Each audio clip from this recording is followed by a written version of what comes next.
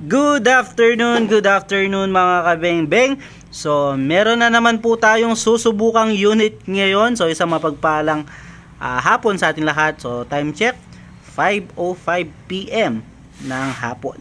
So, ayan po. Napakaganda. So, sa mga legit air gunners dyan, sigurado alam na kung anong brand itong nasa harapan natin mga kabeng-beng.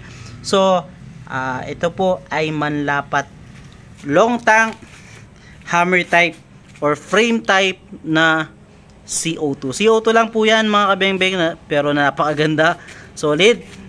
So ayan, frame type siya mga kabeng-beng. Pag sinabing frame type, ayan, buo yung kanyang receiver, hindi pinagpatong or hindi naka-weld, and also or swing type.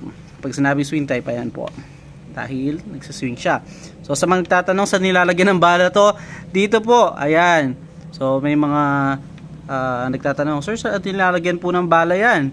So dito po mga kabeng-beng, sinaswing po yan. Hindi siya nilalagyan ng bala. Oh, sorry, ano ko yung camera. So yan po ay 24 inches long barrel, long tank siya. So nasa 20 to 25 shots yan po. Then hammer type, napakaganda, pati naman hammer type. Pati hammer assembly, napakakintab. Pati kanyang trigger, stainless po yan, napakapulido, solid, napakakintab. Tukak po yan, 1, 2, ayan. Subukan natin siya ng meteor pellet mga beng-beng. So tara, subukan natin.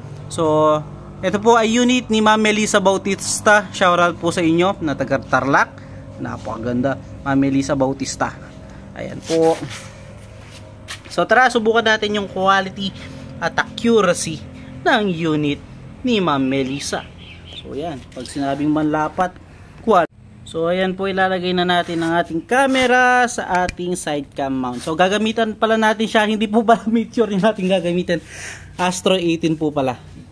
Astro 18 ang ating gagamitin, mga beng-beng. So pagpapalit ko lagi yung ano natin. So ayan, zoom natin mga beng-beng. Ayan po yung target, zoom natin.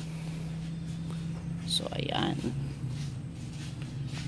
napakaganda ng ating scope mga kabeng-beng. Yan po ay BSC Black Powder 4x16x44. Subukan natin, Astro 18, 10 shot mga kabeng-beng. Subukan natin 10 shot using Astro 18.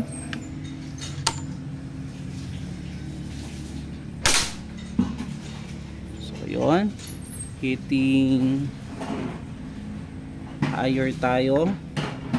So i-ano natin, i-zero natin.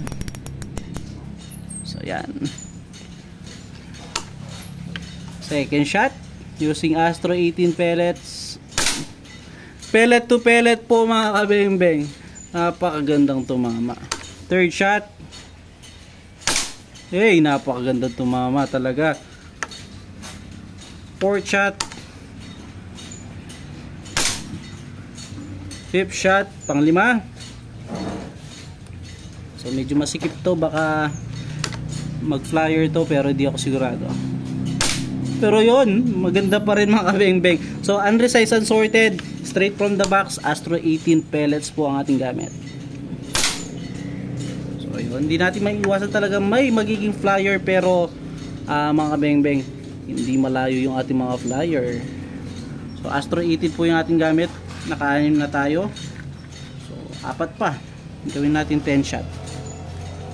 Ma'am Melissa Bautista, napakaganda tumama ng inyong unit. Pang-anim or pang-pito, pellet to pellet. Pang-walo, napakaganda. Pang-siyam,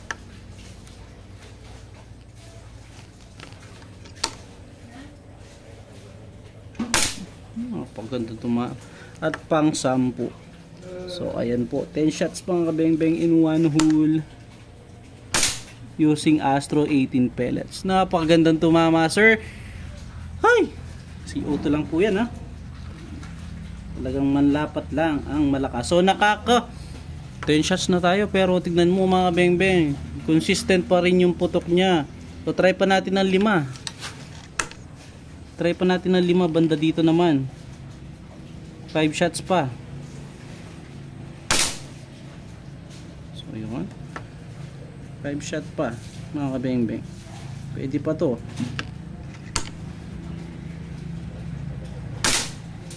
Kung bumaba na.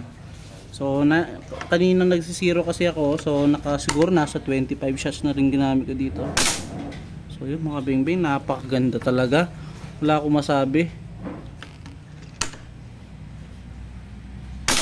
Yun, no? Pang 5 or pang 4. Astro 18 lang, malakas.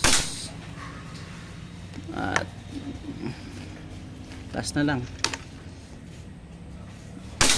So yun, nakaka 16 shot tayo pero consistent pa rin. 16 17 18 shots mga kabeng-beng, consistent pa rin. 18. Subukan natin 20. 19.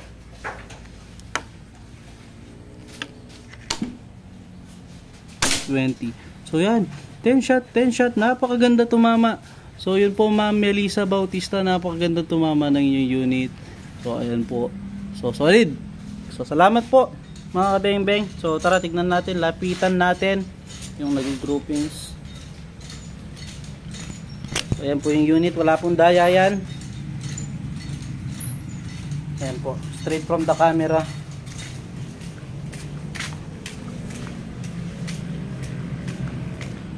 Ayan po. Ayos na ayos mga kabeng-beng. 10 shots. 10 shots. So, kanina nag-zero ako. Unang pag-zero ko, 10 shots din dito. Okay na okay po mga kabeng-beng. Astro 18. Salamat po.